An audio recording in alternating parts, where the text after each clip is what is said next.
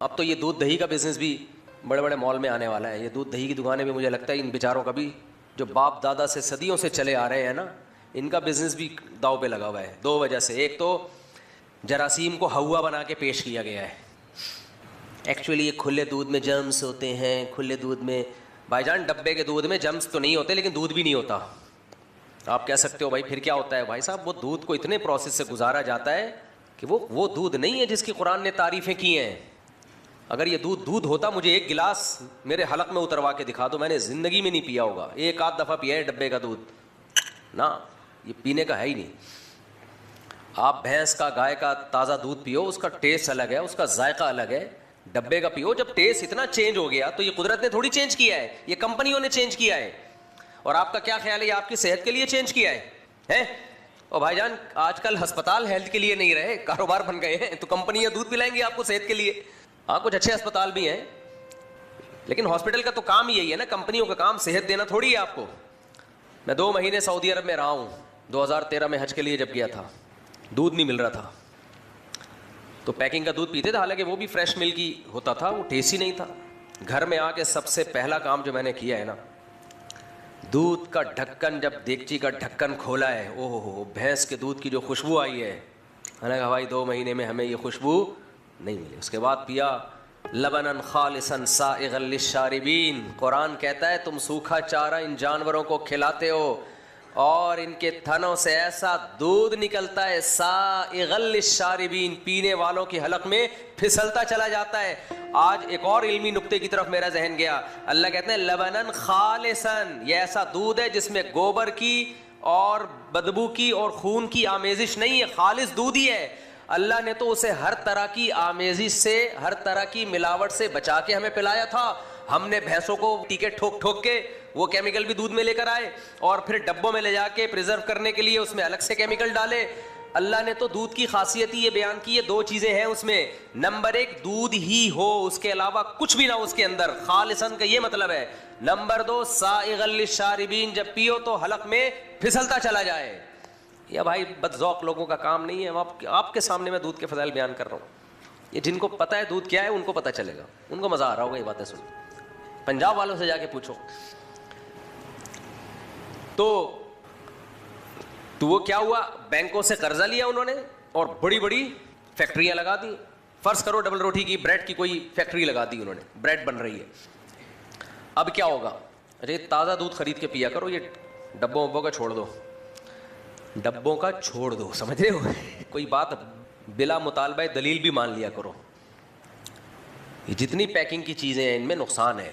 मैं तो कंपनियों का नाम नहीं लेता, केस करेंगे मेरे खिलाफ, बोलेंगे हाँ बहुत अच्छी अच्छी कंपनी, अभी लोग छोड़ दो उसको, कुछ भी नहीं है।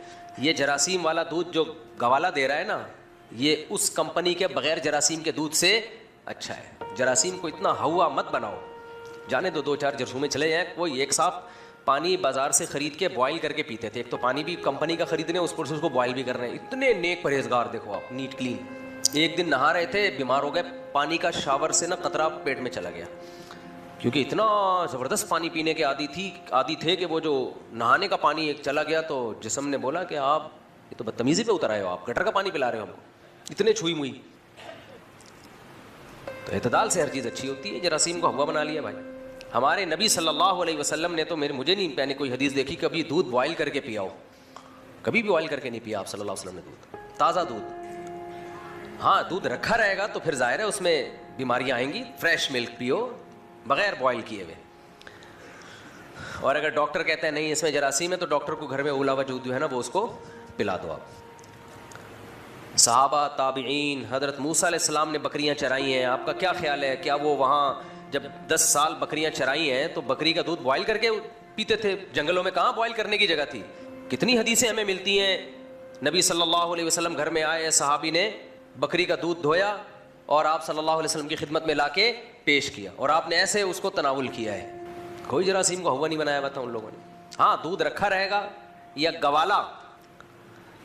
बाज़ दफ़ा ये होता है कि जब वो दूध निकाल रहा होता है ना, तो उसमें मेंढक, कॉकरोच, गोबर और पता नहीं क्या क्या जा रहा होता है उसके अंदर। तो ये जो दूध आप खरीद रहे हो दुकानों से, इसको बॉयल करो आप, ये ताज़ा नहीं है। समझते हो कि नहीं समझते? ऐसा ना हो इसको कच्चा पीना शुरू कर दो। क्योंकि जो मैंने मनाजिर देखे हैं ना भैंसों के बाड़े में, जो मैंने मनाजिर देखे हैं, सफाई सुथराई का कोई एहतमाम नहीं। इसको बॉयल करो, लेकिन फिर भी ये दूध डब्बे से अच्छा है। ऐसा ना हो गोबर का सुन के और आप ये सुन के कि अच्छा ये जा रहा है तो अब हम डब्बे का, ना ना ना, वो डब्बे का जो केमिकल है वो इससे ज़्यादा डेंजरस है। डब्बे वाली चीज़ें छोड़ दो, डब्बा बन जाओगे, डब्बा। सबसे बेहतर दूध का तरीका ये है कि गाय पालो, बकरी पालो, रखो। मेरा मौजू नहीं है लेकिन क्या करूं, बताना पड़ता है भाई। ये आप लोग, अब तो कराची में लोग कह रहे हैं हम कैसे पालें, हमारे पास जगह नहीं है। देखो आपके सामने दो इशू है, सेहत और दूसरा है थोड़ी सी टेंशन ले लो लेकिन सेहत बचा लो। तो टेंशन लेके सेहत बचाना बेहतर है या नहीं है? और टेंशन लिए बगैर सेहत का बेड़ा गर्क कर देना। अब तो डॉक्टरों की रिपोर्ट्स आ रही हैं, यूट्यूब पे आप देख सकते हो कि जितनी पैकिंग की चीज़ें कैंसर पैदा कर रही हैं, हार्ट की बीमारियां पैदा कर रही हैं। अब तो डॉक्टर खुद आ रहे हैं कि देसी चीज़ों की तरफ आओ। मैंने अमेरिका में मार्केटों में देखा है अपनी आंखों से, ऑर्गेनिक सब्जी की कीमत 10 गुना ज़्यादा, यानी जो देसी खाद की सब्जी है उसकी कीमत 10 गुना ज़्यादा। अंग्रेज़ आ रहे हैं इस तरफ, और यूरिया वाली जो है उसकी कीमत कम है। तो टेंशन लो। कैसे टेंशन लोगे भाई? यूट्यूब पे सर्च करो, पक्की जगहों पे भी अब बकरियां पालने के तरीके आ गए। ऐसे ऐसे तरीके आपको इंटरनेट पे मिलेंगे, राब्ता करो, बड़े आराम से हो सकता है सब कुछ। लेकिन वही बात है, पर्सनैलिटी। लोग क्या कहेंगे, बकरी पाली हुई है इसने, लोग क्या कहेंगे। खैर, तो मैं यस कर रहा था, आपने 1 लाख रुपए बैंक में रखे, वो बड़े बड़े स्टोर वाले ले गए और उनको बैंक डबल सूद पे देगा, ऐसा ही है ना? यानी 1 करोड़ पे आपको अगर बैंक 11 लाख दे रहा है, तो जिनको आगे बैंक कर्जा दे रहा है, फॉर एग्जाम्पल उनसे 22 लाख रुपए ले रहा है साल के, ऐसा ही है ना? और बैंक भी ये काम इसलिए कर रहा है कि बैठे बैठे मुझे जब 1 करोड़ के 22 लाख मिल रहे हैं तो मैं बिजनेस खुद क्यों करूं? उसको भी बैठे बैठे पेड़े खाने की आदत है, समझ गए? अब बड़े बड़े मॉल बनेंगे जिनमें ये छोटी छोटी दुकानें का तो बेड़ा गर्क। होगा क्या? होगा ये कि जब फैक्ट्री में ब्रेड बनेगी, डबल रोटी बनेगी, तो ये जो फैक्ट्री ने 22 लाख रुपए देने हैं बैंक को प्रॉफिट के तौर पर, ये 22 लाख में वो ऐड करेंगे कि नहीं करेंगे ब्रेड की? बोलो, करेंगे कि नहीं करेंगे? ये उसमें ऐड होगी कि भाई ये तो हमारा प्रॉफिट ही नहीं है, लिहाजा चीजों की कीमतें नेचुरल रहेंगी, ऑटोमेटिकली बढ़ जाएंगी। अब जब आप दुकान पे जाओगे डबल रोटी खरीदने के लिए, तो वो डबल रोटी आपको मिलेगी महंगी। बैंक आपको 1 करोड़ पे 11 लाख दे रहा है, आपको पता नहीं इस 11 के 22 मेरे डबल रोटी की कीमत में निकल रहे हैं। बहुत मुश्किल है, बात समझाना बहुत मुश्किल है भाई। जितनी चीज जो प्रोडक्ट बनेंगी ना, उनकी महंगाई इतनी बढ़ेगी कि वो पैसा आपका यहां से प्रॉफिट नजर आ रहा है, लेकिन जा किस में रहा है? वो इधर से बैंक से इतना कमा नहीं रहे जितना आगे दे रहे हो आप। लेकिन लेवल क्या लगाया हुआ है? बैठे बैठे आपको 1 करोड़ पे कितने मिल रहे हैं? 11 लाख। बैठे बैठे भी नहीं है, मैंने तो अब इसमें बढ़ा दिया, लेटे लेटे मिल रहे हैं। पाकिस्तानी कौम को लेटे हुए अगर कोई माल मिल जाए ना तो बैठती भी नहीं है, वो इतने सुस्त हो गए हम लोग। कहते हैं अगर लेटे लेटे जब पैसा कमाया जा सकता है तो बैठने की भी क्या जरूरत है? क्या ख्याल है भाई? अगर बैठे बैठे कमाया जा सकता तो चलने की जरूरत नहीं है। तभी तो देखो ऑनलाइन बिजनेस, हर आदमी ऑनलाइन में आया हुआ है। अब भाईजान ऐसे नहीं होता, ऑनलाइन में भी कोई हेलीकॉप्टर थोड़ी कोई चीज लेकर आएगा, चल के जाना ही पड़ेगा ना। करो ऑनलाइन बिजनेस, लेकिन हर चीज की एक इंतहा होती है। उबर करीम वाले आए थे ना एक दौर में, सब डॉक्टर तक क्लिनिक बंद करके उबर चला रहे हैं। तो इतना नहीं होता कि हर आदमी टैक्सी चलाना शुरू कर दे, बैठेगा कौन उसमें? तो सब अपनी अपनी टैक्सियां लेके घूम रहे थे। कस्टमर ही ने उनका, परिंदों का जब कारोबार शुरू होता है सब कहाँ पैसा ठोक देते हैं परिंदों में। अबे ब्लैक चिक कितने की आ रही है, अबे सारे आ जाएंगे। वो एक चिक्स आया करती थी, ब्लैक चिक और वाइट चिक, हमारे दोस्तों ने लाखों लाखों रुपए लगा दिए उसमें। उसके बाद वो कारोबार ऐसा बैठा, गए काम से। खैर, तो देखो काफिर ने सूद पे कितना अच्छा लेवल लगाया कि नहीं लगाया है भाई? बैठे बैठे आपको 1 करोड़ पे 11 लाख, वो गेम खेल गया आपके साथ। वो क्या खेल गया? तभी आप देखो दुनिया में ये कैलकुलेशन है, दौलत चंद हाथों में है, चंद हाथों में। वो खेल रहे हैं जिस तरीके से चाहें। इंसान के लिए कवानीन इंसान से ऊपर की जात बनाएगी। इंसान जब इंसान के लिए कानून साजी करता है, उसमें वो 2 नंबरी कर सकता है, 2 गलतियां करता है जब इंसान इंसान के लिए कानून। तभी कुरान क्या कहता है? सुपीरियर किसका लॉ है, किसका कानून है सुपीरियर? अल्लाह का। जब अल्लाह का कानून आएगा ना तो इंसान को अपनी अकल के हथियार डालने पड़ते हैं। भाई अल्लाह ने कह दिया तो अब अल्लाह से कौन लड़ेगा?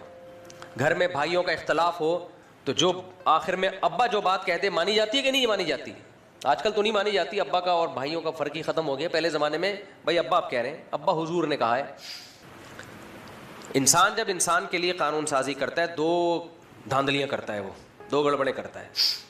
तभी हम कहते हैं भाई अगर आप पंजाबी हो तो पंजाबी कल्चर को नहीं, किसको फॉलो करो? अल्लाह को। अगर आप पठान हो तो पठान कल्चर को नहीं, किसको? अल्लाह को। अगर आप मुहाजिर हो तो मुहाजिर कल्चर को नहीं, किसको? अल्लाह को फॉलो करो। वजह क्या है? कल्चर इंसान बनाते हैं। कल्चर कौन बनाता है? इंसान। इंसान जब इंसानों के लिए कानून साजी करता है, दो बड़ी मिस्टेक का ख़तरा होता है, बहुत डेंजरस। नंबर एक, वो सबसे पहले अपने आप को फेवर देगा, कहेगा कभी मैं ऐसा कानून ना बनाऊं कि मैं ही उसकी लपेट में आ जाऊं। अब बताओ पाकिस्तान में अगर ये ऐलान हो जाए कि चोर का हाथ काटा जाएगा तो ये ऐलान हो सकता है? नहीं हो सकता। जिस मुल्क में सदर को ता क़यामत इस्तिस्ना दिया जा रहा हो, कोशिश की जा रही हो कि कब्र का अजाब भी ना हो, अल्लाह करे ना हो, हमारी तो दुआ है, लेकिन एक मिसाल दे रहा हूँ, आखिरत के अजाब के तो किसी के लिए नहीं दुआ मांगनी चाहिए ना। अल्लाह दुनिया में ही हिसाब ले ले जो भी जितने गसब किए हुए हैं, लेकिन कोशिश ये हो रही है कि कब्र में जो फरिश्ते हैं उनको भी हिसाब व किताब से मुस्तस्ना किया जाए, कि वो भी हिसाब ना लें। वो चल नहीं रहा, इतना कब्र तक पहुँच नहीं पा रही असम्बली हमारी, वरना कानून साजी हो जाएगी कि मैदान हशर से भी सदर, वज़ीर आज़म और जितने भी बड़े बड़े अफसरान हैं सबको ता क़यामत, बल्कि ता अबदुल अबाद, हमेशा के लिए जहन्नम की अजाब से और कब्र के अजाब से इस्तिस्ना हासिल है। लेकिन वहाँ चलती नहीं है, वहाँ अल्लाह ने कह दिया कि वहाँ नहीं चलेगी, यहाँ चल जाएगी। तो आप मुझे एक बात बताओ, जिन असम्बलियों में ता क़यामत ता हयात इस्तिस्ना दिया जा रहा हो, उनसे आप ये उम्मीद रखोगे कि चोर का हाथ काटने का फैसला होगा? ज़ाहिर अगला बोलेगा यार हमारा क्या होगा कालिया, हमारा क्या होगा कालिया। तो इंसान जब इंसान के लिए कानून बनाता है तो सबसे पहले किसको फेवर देता है? वो अपने आप को फेवर देगा। वो ये थोड़ी करेगा कि यार ऐसा कानून बना दूं जो मेरे ऊपर ही आ रहा हो। पूरी दुनिया में शराब के नुकसानात मुसल्लम हैं। जिन मुल्कों में कानून बहुत मजबूत है, मक्खी पर नहीं हिला सकती हुकूमत की परमिशन के बगैर, वहाँ भी कत्ल गारत। क्यों? शराब की वजह से। शराब पीने के बाद नहीं पता चलता क्या कर रहा हूँ मैं। और उन मुल्कों में आप शराब पी के बंदा मार दो, कोई कत्ल का, फांसी का, उम्र कैद का केस नहीं है। आपने ये साबित करना है मैंने पी हुई थी, कहते हैं पी हुई थी तो दिमाग तो काम नहीं कर रहा था। सवाल पैदा होता है भाई शराब को इलीगल क्यों नहीं कर देते? भाई क्यों इलीगल करेंगे? जितने असेंबली में बैठे हैं वो सब शराब पी के तो आए हुए होते हैं, वो क्यों इलीगल करेंगे? समझते हो क्या नहीं समझते? इसलिए कानून हमेशा इंसान से ऊपर की जात बनाएगी जिसको सब मानेंगे। मियाँ बीवी के जब झगड़े होते हैं तो औरत चाहती है मेरे लिए शौहर मेरे हुकूक अदा करे, मर्द चाहता है बीवी मेरे हुकूक अदा करे। इनको आप कैसे कायल करोगे कि किसका किस पर क्या हक है? शौहर का अब्बा बताएगा, वो तो अपने बेटे को फेवर करेगा। बीवी की अम्मा बताएगी, वो तो अपनी बेटी को फेवर करेगी। इसलिए यहां भी किसकी बात मानी जाएगी? मुसलमानों के पास इस्लाम है भाई, अल्लाह ने कह दिया, खत्म। मुसलमान औरत कहेगी भाई जब अल्लाह ने कह दिया तो दैट्स ऑल, खत्म, फिनिश। लेकिन जो लिबरल अंटियां हैं उनको अल्लाह समझ में आता ही नहीं है। उनको जब कहा जाए कि ये मियाँ है तुम्हारा घर का सरबरा है, इसकी तुमने इताअत करनी है, इसकी मर्जी के बगैर आप घर से नहीं जा सकती, ये कौन होता है मुझे रोकने वाला? तो ठीक है, अब आपको कोई दुनिया की ताकत समझा नहीं सकती। मर्द को अगर कहा जाए भाई आपके ज़िम्मे हुकूक पूरे करो, आप, मैं क्यों पूरे करूं? इसको बोलो अपने बाप से पैसा ले, तो उसको बताया जाए अल्लाह ने आपके ज़िम्मे डाला है। तो अगर आप अल्लाह को मान लोगे तो हुकूक पूरे कर दोगे, अगर आप नहीं मानोगे तो कोई लड़ सकता है? तभी आप देख लो जो मजहबी लोग नहीं है उनके घर तबाह हो बर्बाद हो गए हैं। मुसलमानों के अलावा जो फैमिली सिस्टम है सब तबाह हो बर्बाद। तो इंसान हमेशा किसकी बात सुनता है? अपने से। देखो अल्लाह के पास ये पावर है, अल्लाह के हुक्म में ये ताकत है। अगर एक आदमी अपनी ज़ौजा को कहता है, बाप अपने बेटे को कहता है कि तूने 1 हफ्ता कंटिन्यू भूखा प्यासा रहना है, रह लेगा? वो नहीं मानेगा, छुप छुप के खाएगा। औरत अपने शौहर को कहती है 1 हफ्ता आप सुबह सादिक से लेके गुरूब आफ्ताब तक भूखे रहेंगे आप मेरी मोहब्बत में, रह लेगा? जितनी भी मोहब्बत के दावे करेगा छुप छुप के फोड़ता रहेगा, खाता रहेगा। शौहर बीवी को कहता है 1 हफ्ता आपने मेरी मोहब्बत में भूखा प्यासा रहना है, रह लेगी? जून जुलाई में रह लेगी? ना। मेरे भाई अल्लाह के पास ये पावर है। अल्लाह ने कह दिया 1 महीना भूखा प्यासा रहना है, जून जुलाई हो या दिसंबर हो, 20-20 घंटे के रोजे हो या 10-10 घंटे के रोजे हो, पूरी दुनिया में एक हलचल मच जाती है। एक महीना मुसलमान सुबह सादिक से लेके गुरूब आफ्ताब तक रोज़ा रखते हैं। इंसान की फितरत है, गॉड, खुदा, अल्लाह, उसके हुक्म के आगे सर झुकाएगा। अपने जैसों के आगे सर झुकाना ये इंसान की नेचर नहीं है। वो कहते क्यों? जब आपको आप जैसा कोई ऑर्डर देगा आप कहेगा क्यों, इसकी रीजन क्या है? अब्बा कहेगा मेरी मोहब्बत पे 1 हफ्ता रोजे रखो, आप पूछेंगे अब्बा वाई, क्यों? आप बोलो 1 घंटा मैं आपके पाँव दबाऊं, ठीक है दबा दूंगा पाँव में। आप बोलो मैं पैसा कमा के लाऊं, ले आऊंगा मैं। आप बोलो मैं आपको पानी पिलाऊं, पिला दूंगा। आप बोलो मैं आपको चाय पिलाऊं, पिला दूंगा। फायदा नजर आ रहा है 1 हफ्ता रोजे, क्या आपको क्या मिल रहा है इससे? वो भी नहीं रखता। तभी उलमा ने लिखा है कि शौहर बीवी को हुक्म देना नफली रोजा नहीं रख सकती, तो औरत पे किसकी इताअत लाजिम है? शौहर की। आजकल फिर खवातीन इतना गुस्से होती है कि मियाँओं के हुकूक पे बयान करता रहता है। भाई मियाँ मियाँ रहा नहीं है ना आजकल, इसलिए हुकूक बोल रहे, वो खानसामा बना हुआ है। वंस अपॉन अ टाइम के घर में मियाँ हुआ करते थे, आजकल मियाँ मार्केट से शार्ट। जमशेद है घर में, गफ्फार भी है, हस्बैंड नहीं है। मियाँ मियाँ वंस अपॉन अ टाइम, खानसामा है वो। तो इतना हुक्म दिया इस्लाम ने, शरीयत ने। तभी तो देखो मेरे तो यूट्यूब पे चैनल चलता है ना, जो जिनके यूट्यूब पे वीडियोस चलती हैं वो तो चाहते हैं व्यूअर्स ज़्यादा से ज़्यादा हो। क्या ख्याल, यही चाहते हैं ना? तो मैं तो ख़वातीन को खुश करने के लिए वो बातें कर सकता हूँ कि चैनल अभी 5 मिलियन है, एकदम से धड़ाम से 10 मिलियन हो जाए। ये होता है, आप ज़रा ख़वातीन को हर बात में फेवर देना शुरू करो तो धड़ाम से आपकी वीडियोज़ फैलती हैं, क्योंकि औरतें ज़्यादा हैं। लेकिन बात वही है कि भाई हम किसके पाबंद हैं? अल्लाह के पाबंद हैं ना। जो अल्लाह ने कहा हम उतना ही बयान करेंगे, इससे आगे नहीं। मुइन अख्तर एक्टर था लेकिन बड़े काम की बात कर गया। उससे एक दफ़ा टेलीविज़न में इंटरव्यू के दरमियान पूछा कि आप ख़वातीन के हुकूक़ के आज़ादी के कितने क़ाइल हैं? उसने कहा मैं सिर्फ इतना ही क़ाइल हूँ आज़ादी का जितना इस्लाम ने आज़ादी दी है, बस। मुनाफिक आदमी नहीं था ना, जो दिल में था ज़बान पे ले आया। और ये जो आजकल टीवी में आते हैं ना ख़वातीन लेडीज़ में, इनके जाके बोलो अपने घर में बीवी को कितना हुकूक दे रहा है तू। मीडिया की दुनिया और होती है मेरे भाई, सच्ची मुच्ची की दुनिया में कभी टाइम पे चाय नहीं मिलती, समझ रहे हो? सच्ची मुच्ची की दुनिया और होती है, मीडिया की दुनिया, ड्रामों फिल्मों की दुनिया और होती है।